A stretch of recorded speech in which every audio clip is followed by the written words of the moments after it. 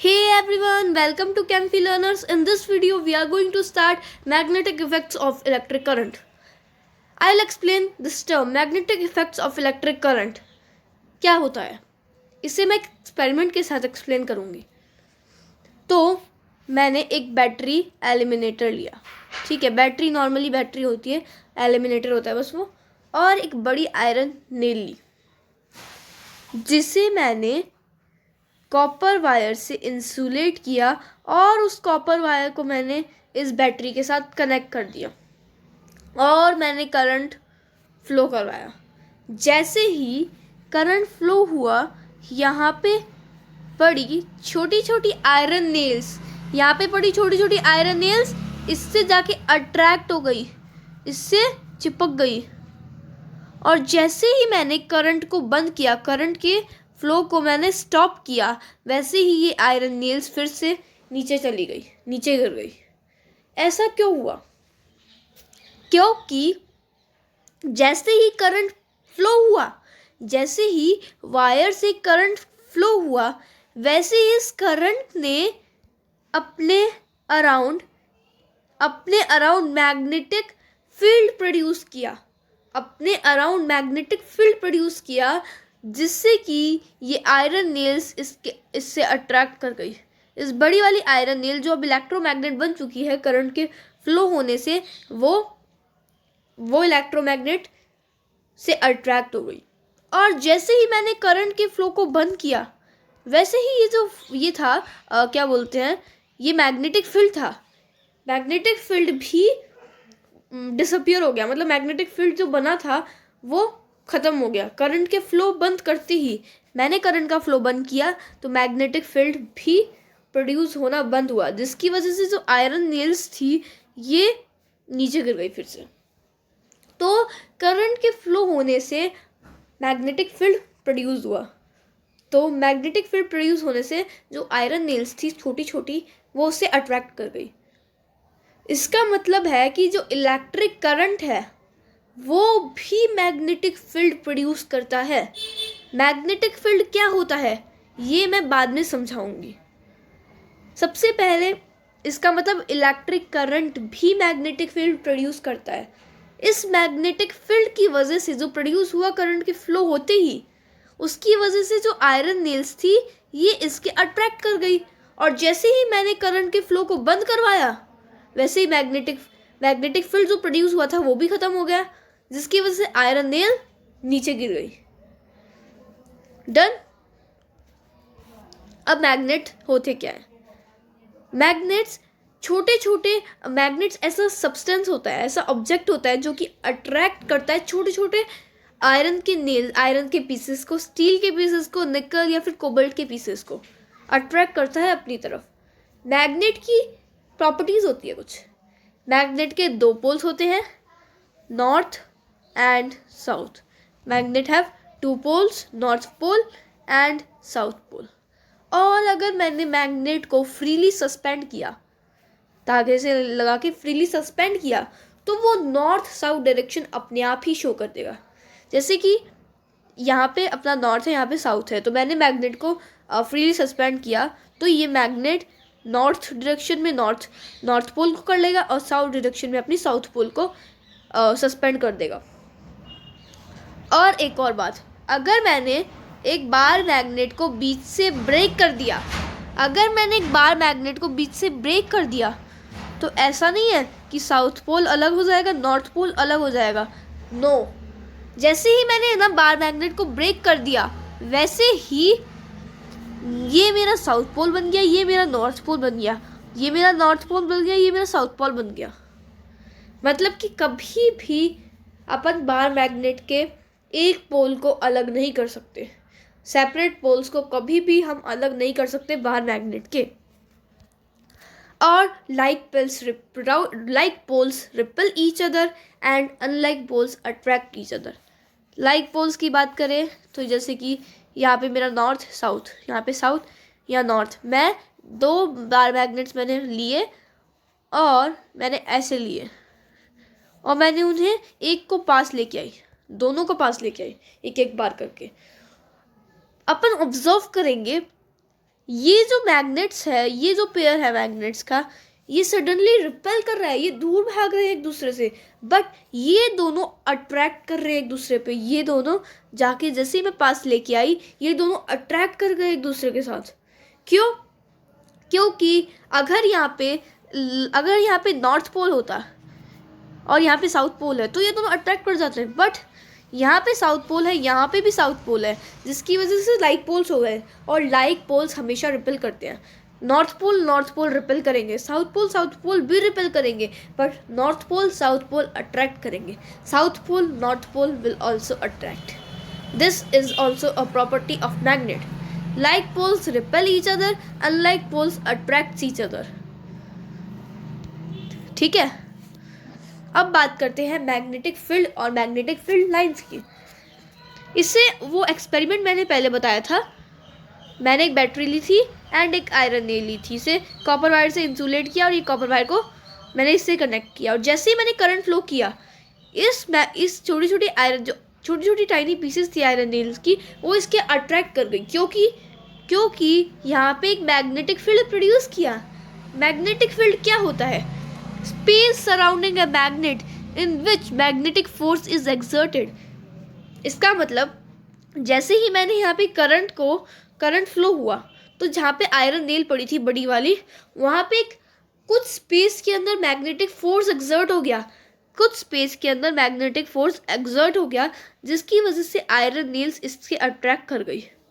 और जैसे ही मैंने करंट का फ्लो बंद किया, वैसे ये मैग्नेटिक जो फील्ड था ये भी ख़त्म हो गया, और ये मैग्नेटिक फील्ड ख़त्म हो गया, तो इसका मतलब क्या हुआ? आयरन नेल्स जो चिपकी थी वो भी नीचे गिर गई। ये मैग्नेटिक फील्ड होता है। मैग्नेटिक फील्ड लाइंस की बात करें तो इसे एक एक्सपेरिमेंट से समझते हैं। इसे भी मैंने क्या किया, एक कार्डबोर्ड लिया एंड एक बार मैग्नेट यहाँ पे प्लेस कर दिया, और मैंने कुछ आयरन फिलिंग्स को स्प्रिंकल किया इस कार्डबोर्ड पे, और सडनली मैंने इसे टैप किया। इस कार्डबोर्ड को सडनली जेंटली मैंने टैप किया। अपन क्या ऑब्जर्व करेंगे? एक्चुअली में अपन ऑब्जर्व करेंगे कि ये जो आयरन फिलिंग्स थी, ये एक पैटर्न के अंदर अरेंज हुई, एक अलग से पैटर्न के अंदर अरेंज हो गई। वो पैटर्न है ऐसा, कुछ ऐसे पैटर्न के अंदर वो अरेंज हो गई आयरन फिलिंग्स। तो ये मैग्नेटिक फील्ड लाइंस का पैटर्न है। इसका मतलब कोई भी बार मैग्नेट लिया, नॉर्थ पोल साउथ पोल है इसका, तो बाहर की तरफ मैग्नेटिक फील्ड नॉर्थ से साउथ जाएगा, बट अंदर की तरफ हमेशा मैग्नेटिक फील्ड साउथ से नॉर्थ जाता है। तो अगर अपन डायग्राम ड्रॉ करें नॉर्थ पोल साउथ पोल, तो वो नॉर्थ से साउथ ऐसे जाएगा। दिस मीन्स वो ऐसे जाएगा, नॉर्थ टू साउथ, और यहाँ पे साउथ से नॉर्थ, ऐसा। ठीक है, तो ये मैग्नेटिक फील्ड लाइंस हमेशा बाहर की तरफ, मैग्नेट के बाहर नॉर्थ से साउथ जाएगी, अंदर साउथ से नॉर्थ जाएगी। और मैग्नेटिक, एक और बात, यहाँ पे मेरा बार मैग्नेट है, ये मेरी मैग्नेटिक फील्ड लाइंस है। ठीक है, ये मेरी मैग्नेटिक फील्ड लाइंस है, और सबसे स्ट्रॉन्ग जो होगी मैग्नेटिक फील्ड कहाँ पे होगा? वो सबसे पास वाला होगा। इसका मतलब यहाँ पे मेरा सबसे स्ट्रॉन्ग होगा मैग्नेटिक फील्ड, यहाँ सबसे पास, जितना कम डिस्टेंस होगा मैग्नेट से उतना ही स्ट्रॉन्ग होगा, और यहाँ पे सबसे वीक होगा मैग्नेटिक फील्ड, क्योंकि बहुत दूर है ये डिस्टेंस, तो यहाँ पे सबसे वीक होगा। तो इसका मतलब कि the magnetic field lines are closer at the poles, मतलब जो सबसे क्लोज होगी मैग्नेटिक फील्ड लाइन, वहाँ पे सबसे स्ट्रॉन्ग मैग्नेटिक फील्ड होगा। जहाँ पे सबसे फार होगा, मतलब ज़्यादा डिस्टेंस होगा मैग्नेट से मैग्नेटिक फील्ड लाइन का, वो सबसे वीक होगा। तो इसकी बात करें इस मैग्नेट की, तो ये वाली जो यहाँ पे, ये वाली जो सबसे पास वाली जो मैग्नेटिक फील्ड लाइन है, यहाँ पे सबसे स्ट्रॉन्ग मैग्नेटिक फोर्स लगेगा, बट सबसे दूर वाली जो लाइन है, यहाँ पे सबसे वीक मैग्नेटिक फोर्स लगेगा। डन। और magnetic field lines do not intersect each other. Magnetic field lines कभी भी इंटरसेक्ट नहीं कर सकती है एक दूसरे को। अगर मैग्नेटिक फील्ड लाइंस इंटरसेक्ट कर गई तो क्या होगा, तो कंपास की जो डायरेक्शन होगी नॉर्थ पोल की, जो कंपास में जो नॉर्थ पोल की डायरेक्शन होगी, वो नॉर्थ पोल का जो पॉइंटर होगा वो शो करेगा डबल डायरेक्शंस, जो कि पॉसिबल नहीं है। और जो स्ट्रेंथ है मैग्नेटिक फील्ड की वो इंडिकेट करती है कि कितना क्लोज होगा फील्ड लाइंस।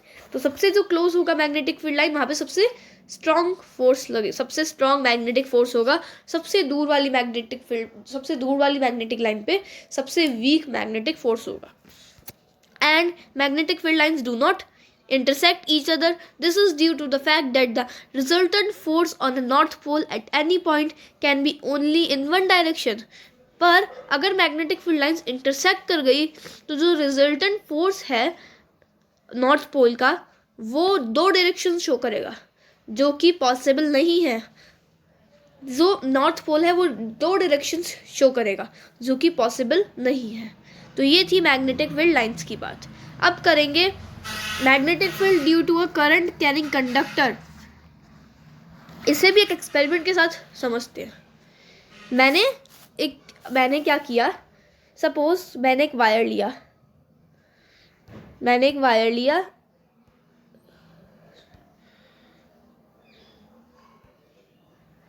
एंड स्विच,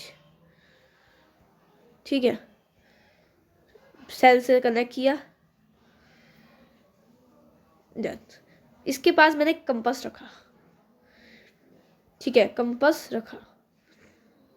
और जैसे ही मैंने करंट फ्लो होना चालू हुआ, इसमें जैसे ही करंट फ्लो होना चालू हुआ, जो कंपास की निडल थी वो डिफ्लेक्ट हो गई। क्यों डिफ्लेक्ट हो गई? क्योंकि इस वायर की जैसे ही करंट फ्लो हुआ, इस वायर ने अपने अराउंड मैग्नेटिक फील्ड प्रोड्यूस किया, जिस मैग्नेटिक फील्ड की वजह से ये कंपास की जो निडल थी ये डिफ्लेक्ट हो गई। Got my point? जैसे ही मैंने करंट का फ्लो चालू किया, उस एक्सपेरिमेंट में जो पहले बताया था मैंने आयरन नेल वाला, जैसे ही मैंने करंट को फ्लो करना चालू किया, सडनली वहाँ पे मैग्नेटिक फील्ड प्रोड्यूस हुआ, जिसकी वजह से क्या हुआ, जो निडल की डायरेक्शन थी वो क्या हुई, निडल की डायरेक्शन जो निडल थी वो डिफ्लेक्ट हो गई। निडल सडनली डिफ्लेक्ट कर गई। क्यों? क्योंकि यहाँ पे वायर ने मैग्नेटिक फील्ड प्रोड्यूस किया, जिसकी वजह से ये जो कंपास की निडल थी ये डिफ्लेक्ट कर गई। Now magnetic field pattern due to straight current carrying conductor की बात करें तो मैंने क्या किया, यहाँ पे मैंने एक वायर लिया एंड मैंने एक कार्डबोर्ड लिया, ठीक है, और मैंने करंट यहाँ पे फ्लो करवाया।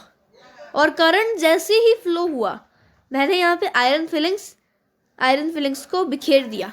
और जैसे ही करंट फ्लो हुआ तो ये जो आयरन फिलिंग्स थी ये कुछ कॉन्सेंट्रिक सर्कल्स की शेप में हो गई। कॉन्सेंट्रिक सर्कल्स क्या होते हैं पता है? ऐसे सर्कल जो कि एक पॉइंट से ड्रॉ किए जाए, एक पॉइंट से अलग अलग रेडियस के सर्कल्स ड्रॉ किए जाए, वो होते हैं कॉन्सेंट्रिक सर्कल्स।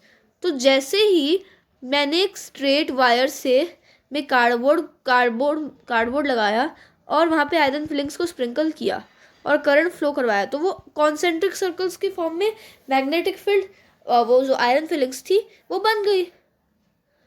और करंट ऊपर फ्लो करवाया, करंट जा रहा है, करंट की डायरेक्शन है ऊपर की तरफ, तो करंट की डायरेक्शन ऊपर की तरफ है, जिसका मतलब जो मैग्नेटिक फील्ड लाइंस होगी वो एंटी क्लॉकवाइज बनेगी, वो एंटी क्लॉकवाइज फॉर्म हुई है।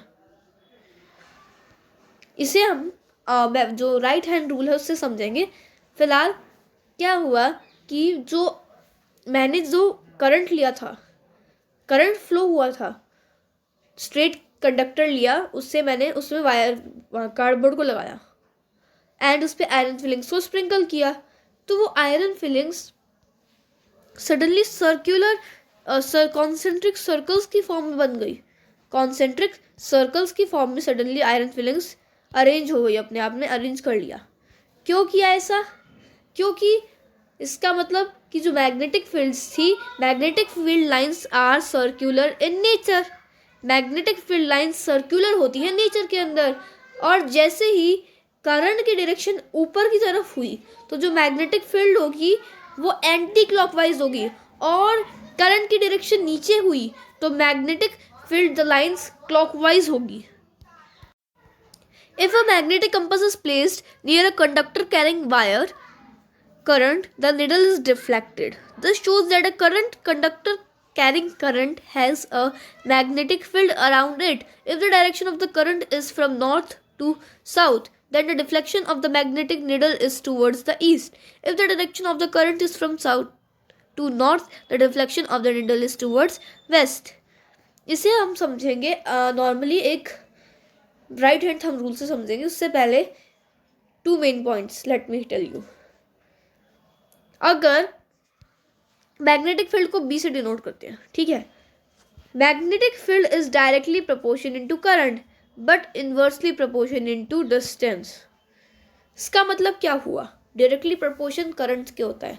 अगर मैंने करंट की फ्लो को इंक्रीज कर दिया तो जो मैग्नेटिक फील्ड होगा वो भी इंक्रीज हो जाएगा, और मैंने डिस्टेंस को बढ़ा दिया, मैंने डिस्टेंस को बढ़ाया तो मैग्नेटिक फील्ड कमज़ोर हो जाएगा। डिस्टेंस मैंने इंक्रीज किया, डिस्टेंस इंक्रीज हुआ तो मैग्नेटिक फील्ड, जो मैग्नेटिक फील्ड होगा वो वीक हो जाएगा। तो इसका मतलब है कि वो डायरेक्टली प्रोपोर्शन होता है, अपोजिट होगा।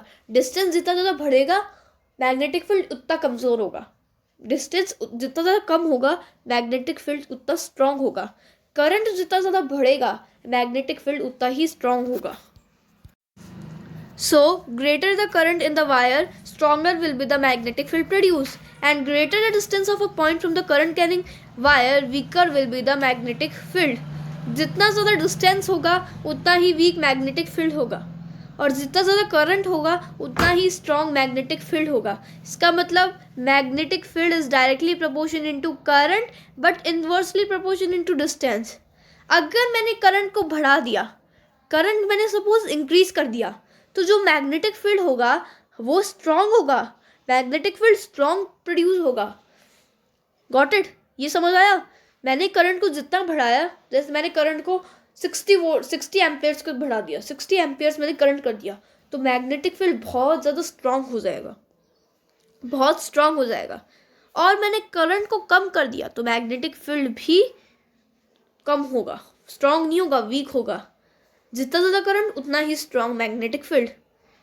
अब डिस्टेंस की बात करें तो मैंने एक पॉइंट बताया था कि ये बार मैग्नेट है और ये मैग्नेटिक फील्ड लाइंस बनेगी, और मैग्नेटिक फील्ड लाइंस बनेगी ऐसे, ठीक है। और मैंने ये भी बताया था कि ये सबसे पास वाली जो मैग्नेटिक फील्ड लाइंस होगी ये सबसे स्ट्रॉन्गेस्ट फोर्स लगाएगी, यहाँ पे सबसे स्ट्रॉन्गेस्ट मैग्नेटिक फील्ड बनेगा, और जो सबसे दूर वाली होगी यहाँ पे सबसे वीकेस्ट बनेगा। इसका मतलब जितना ज़्यादा डिस्टेंस उतनी ही वीक मैग्नेटिक फील्ड, जितना ज़्यादा डिस्टेंस उतनी वीक मैग्नेटिक फील्ड, जितना कम डिस्टेंस उतनी strong magnetic field. Done.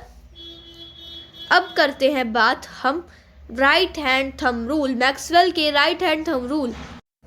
Maxwell का right hand thumb rule state करता है कि imagine that you are holding the current carrying wire in your right hand so that your thumb points in the direction of the current and the direction in which your fingers encircle the wire will give the direction of magnetic field lines around the wire. इसका मतलब जो मैंने बोला, इसका मतलब है कि imagine करो कि तुमने एक करंट कैरिंग वायर को होल्ड कर रखा है, ठीक है, और जो थंब होगा वो तो करंट की डायरेक्शन को डिनोट करेगा, करंट की डायरेक्शन बताएगा, और जो फिंगर्स होगी जो एनसर्कल कर रही होगी वो मैग्नेटिक फील्ड की डायरेक्शन बताएगी। तो इसका मतलब इसे एक इजी वे में समझ लो। अगर करंट ऊपर जा रहा है तो हमेशा करंट ऊपर जा रहा है तो एंटी क्लॉकवाइज होगी मैग्नेटिक फील्ड, एंटी क्लॉकवाइज होगी मैग्नेटिक फील्ड लाइंस। और करंट अगर नीचे जा रहा है, करंट ऊपर जा रहा है और यहाँ पे करंट नीचे जा रहा है, तो जो करंट ऊपर जा रहा है तो एंटी क्लॉकवाइज होगी मैग्नेटिक फील्ड लाइंस, और करंट नीचे जा रहा है तो क्लॉकवाइज होगी मैग्नेटिक फील्ड। अपने थंब को करंट की डायरेक्शन में रखना है। अब जैसे मैंने बोला कि करंट कैरिंग वायर है जिसमें करंट जा रहा है नीचे की तरफ जा रहा है, तो बताओ मैग्नेटिक फील्ड कहाँ होगा? तो नीचे की तरफ जा रहा है, तो इसका मतलब मैग्नेटिक फील्ड कैसा होगा? क्लॉकवाइज होगा। राइट हैंड से ही करना है इसे। Magnetic field will be clockwise. और ऊपर जा रहा है अगर करंट, तो वो एंटी क्लॉकवाइज होगा। तो बस अगर करंट अगर अपवर्ड है तो मैग्नेटिक फील्ड होगी एंटी क्लॉकवाइज, और अगर डाउनवर्ड है तो होगी क्लॉकवाइज। सो क्लॉकवाइज होगी। ठीक है, तो ये था मैक्सवेल का राइट हैंड थंब रूल। अब magnetic field pattern due to circular loop की बात करते हैं। ठीक है, अब एक एक्सपेरिमेंट से समझते हैं। मैंने एक सर्कुलर लूप ले ली। ठीक है, एक वायर की सर्कुलर लूप ले ली कॉइल, और मैंने बीच में एक कार्डबोर्ड लिया, उसे लगा दिया। ठीक है, एंड मैंने स्प्रिंकल की उस कार्डबोर्ड पे आयरन फिलिंग्स, और उसे सडनली टैप किया। करंट फ्लो होना चालू हुआ, करंट फ्लो हो रहा है। ठीक है, और मैंने सडनली क्या किया, करंट फ्लो हुआ और सडन मैंने टैप किया, स्लोली मैंने टैप किया, तो ये जो कार्डबोर्ड पे आयरन फिलिंग्स कुछ ऐसी शेप बना लेगी, समथिंग लाइक ऐसी शेप बना लेगी। इसका मतलब क्या है कि सेंटर में तो स्ट्रेट रहेगी, और फिर वो ऐसे कॉन्सेंट्रिक सर्कल्स फॉर्म कर लेगी। तो when current is passed through a circular conductor, the magnetic field produced in the form of concentric circles around the conductor. Towards the center, the arcs of the circle becomes larger and appears as straight line. You can see here straight line, और यहाँ पे concentric circles की form में, circular loop में ऐसा होगा। ठीक है, अब जो मैग्नेटिक फील्ड होती है वो डायरेक्टली प्रोपोर्शन होती है करंट के। ये मैंने बता दिया था कि जितना ज़्यादा करंट होगा उतनी ज़्यादा मैग्नेटिक फील्ड होगी, और डिस्टेंस के इन्वर्सली प्रोपोर्शन होती है। और मैंने यहाँ पे सिर्फ जो लूप ली थी, ये सिर्फ एक टर्न की लूप ली थी, और अगर मैंने जो कॉइल है सर्कुलर लूप की वो बढ़ा दी, मैंने एकदम से कॉइल जो सर्कुलर लूप की है वो बढ़ा दी, तो जो मैग्नेटिक फील्ड होगा वो भी बढ़ जाएगा। ठीक है, दिस मीन्स कि जो मैग्नेटिक फील्ड होता है, magnetic field is directly proportional into current and directly proportional into N मतलब नंबर ऑफ टर्न्स। जितनी ज़्यादा मैंने नंबर ऑफ टर्न्स की कॉइल की, उतनी ज़्यादा क्या हुई उतने ज़्यादा मेरा मैग्नेटिक फील्ड होगा, और जितनी मैंने करंट भी ज़्यादा किया उतना ही मेरा मैग्नेटिक फील्ड भी स्ट्रांग होगा। और इन्वर्सली प्रोपोर्शन किसके होता है? Inversely proportion into 1/d। इसका मतलब कि डिस्टेंस के इन्वर्सली प्रोपोर्शन होता है, और रेडियस के भी। मैंने जितनी ज़्यादा डिक्रीज की रेडियस उतना ही मेरा स्ट्रांग होगा magnetic field. Now clock face rule की बात करते हैं। सबसे पहले तो मैं कुछ एक डायग्राम ड्रॉ कर रही हूँ। ये है साउथ और north. if the current around the face of a circular wire flows in clockwise direction, अगर एक सर्कुलर वायर में जो करंट है वो क्लॉकवाइज डायरेक्शन में फ्लो कर रहा है, क्लॉकवाइज डायरेक्शन में फ्लो कर रहा है। इसका मतलब जो then the face of the circular wire will be south pole, face south pole होगा। और अगर करंट जो है वो एंटी क्लॉकवाइज फ्लो कर रहा है तो जो फेस होगा सर्कुलर वायर का वो होगा north pole, that will be north pole. ये याद रखना क्या कि अगर वो क्लॉकवाइज हुआ तो वो south pole, anti clockwise north pole. अब magnetic field due to current in a solenoid. Solenoid क्या होता है? Solenoid is a long coil containing a large number of closed turns of insulated copper wire। इसमें बहुत ज़्यादा solenoid एक ऐसा cylindrical shape का सर्कुलर कॉइल होता है जिसमें बहुत सारे टर्न्स, उसमें ना इंसुलेटेड कॉपर वायर के बहुत सारे टर्न्स होते हैं, ठीक है। And the magnetic field produced by current carrying solenoid is similar to the magnetic field produced by a bar magnet. जो मैग्नेटिक फील्ड एक सोलेनॉइड प्रोड्यूस करता है वो सिमिलर होता है, बार मैग्नेट जो प्रोड्यूस करता है उसके सिमिलर होता है। When current flows through a solenoid, it behaves like a bar magnet. The ends of the solenoid behaves like the north and south pole of the magnet. The magnetic field produced by the solenoid is similar to the magnetic field produced by the bar magnet. The strength of the magnetic field depends upon the strength of the current and the number of turns. Magnetic field की strength किस पे depend करती है?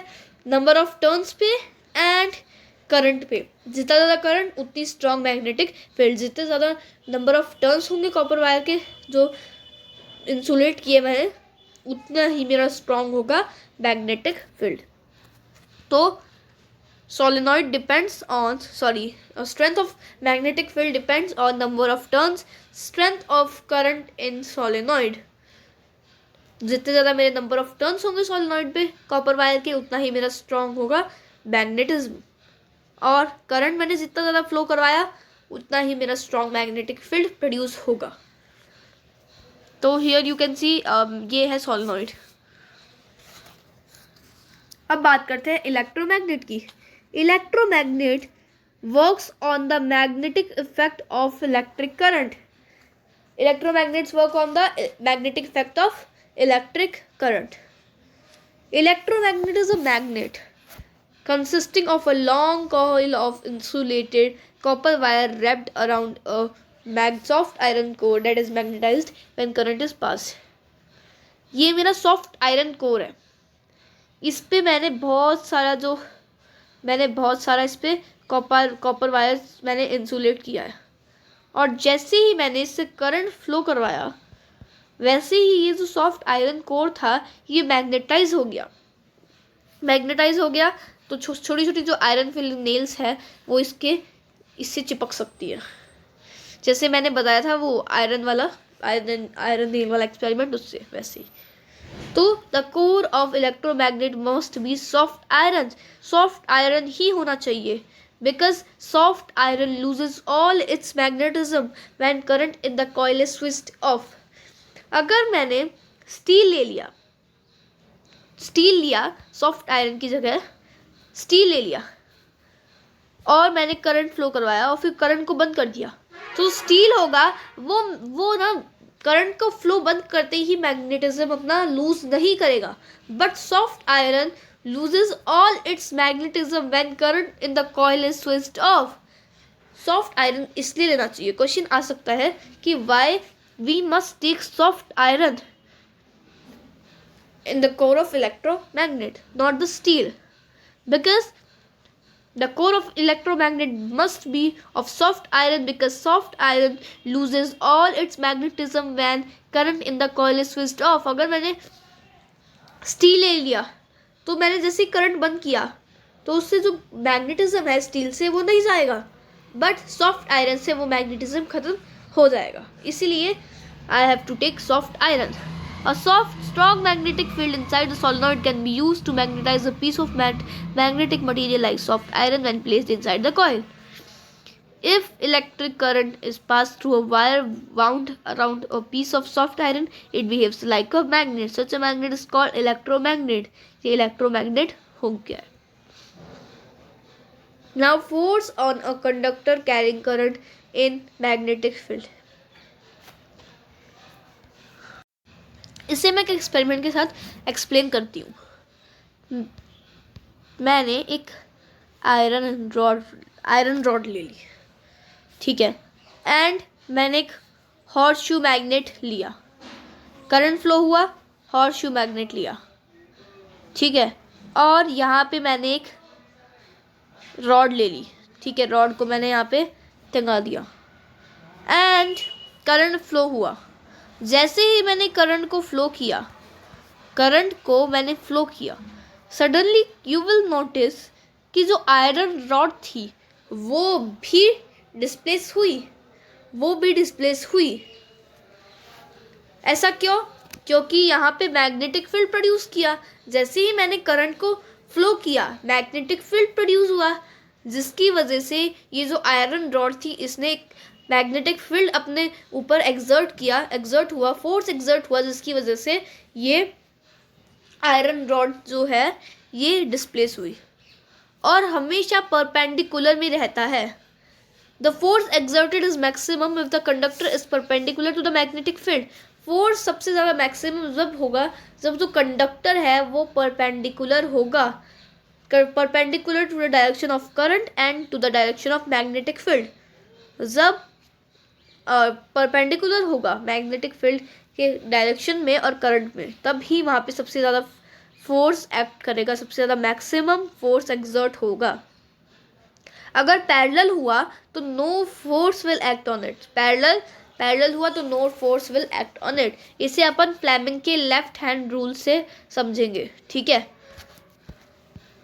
Fleming का left hand rule क्या बोलता है कि टेक योर लेफ्ट हैंड और उसे कुछ ऐसे रखो, इस डायग्राम में यू कैन सी, ऐसे रखो कि थंब ऊपर हो और अब जो थंब ऊपर हो, फोर फिंगर और centre finger perpendicular.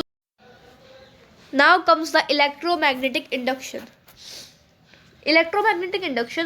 Michael Faraday ने एक दिया था, ठीक है। इलेक्ट्रोमैग्नेटिक इंडक्शन क्या बोलता है?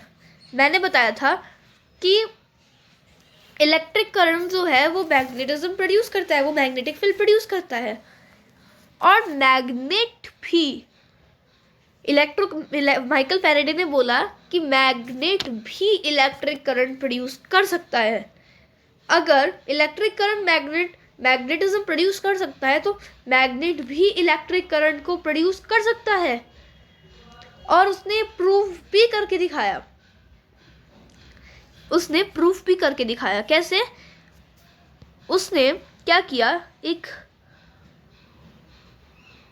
सोलेनॉइड लिया, बहुत सारा उसे कॉइल ली, उसे ना एकदम से नंबर ऑफ उसे कॉइल ली एंड उसे कुछ इस तरीके से ऐसे लगा दिया, ठीक है।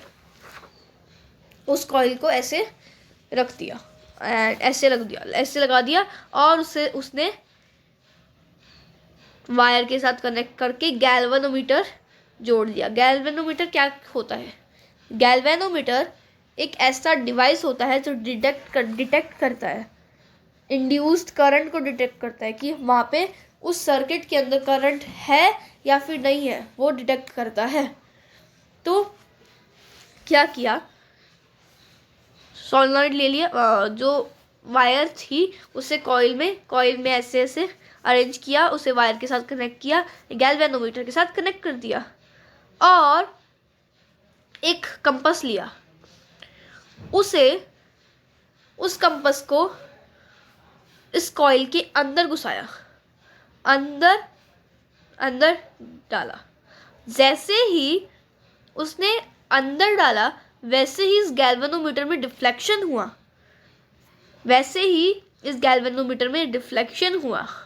और जैसे ही उसने बाहर निकाला तो जो पहले डिफ्लेक्शन हुआ था उसके ऑपोजिट डायरेक्शन में डिफ्लेक्शन हुआ। और गैल्वेनोमीटर क्या डिटेक्ट करता है कि करंट है क्या, करंट उस वायर के अंदर प्रेजेंट है या फिर नहीं है।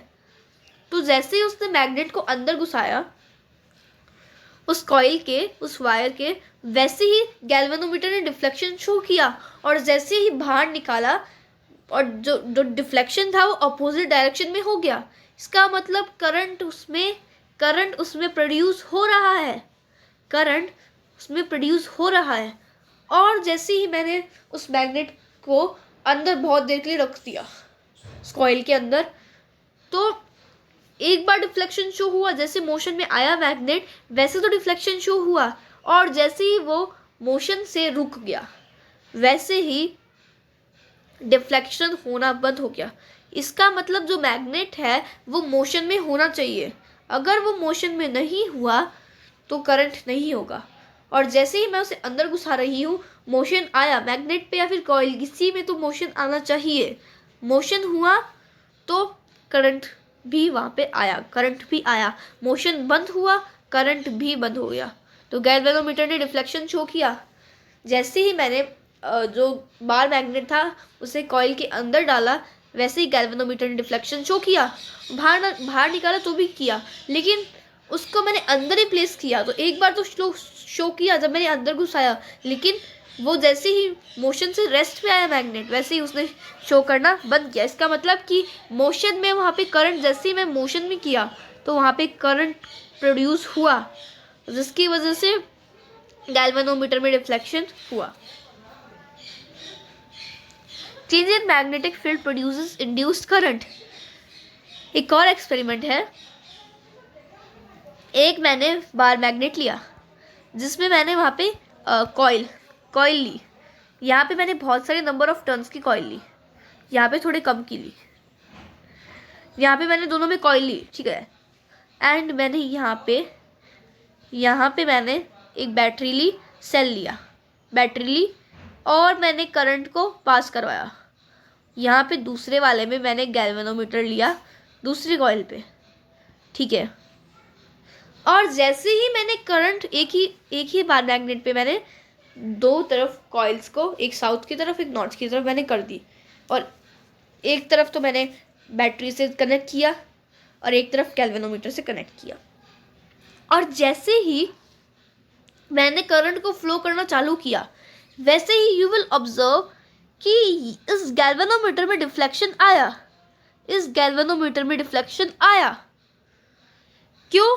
इसका मतलब कि यहाँ पे भी मैग्नेटिक फील्ड इंड्यूस हुआ, यहाँ पे भी magnetic field is induced. So take two coils of wire wound around a cylindrical paper roll. Connect one coil to a battery and other coil to a galvanometer.